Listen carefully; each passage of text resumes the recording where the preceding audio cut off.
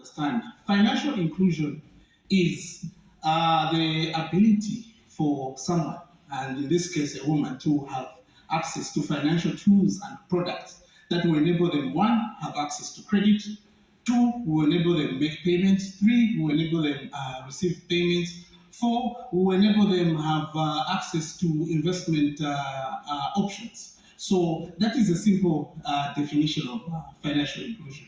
And where should there be attention in as far as women's interests are concerned? Where does attention require or is required more? It is required more, I think, if you look at the 8th National Development Plan and the Vision 2030, government is looking at all sectors. So all sectors are critical, but of course there are sectors that are very, very important. For example, mining. We can't run away from the fact that mining still remains a very key economic sector for this country.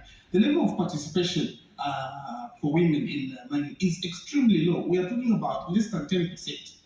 So mining should be the focus area because it's a very key economic sector for this country.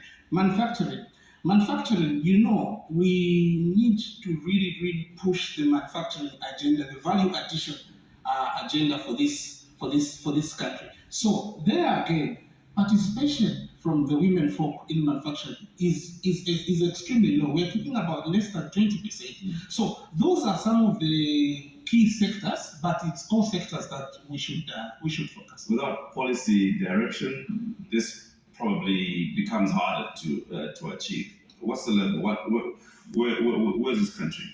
Okay, in terms of, you're right by what you've said. Obviously, without goodwill and policy, it's very, very difficult to achieve that. However, I think government has, policy and direction to promote the women, and I think the only issue now that we can probably have is that there is no monitoring and evaluation to really assess if this certain policy that government has put in place actually has been implemented. I'll give you an example.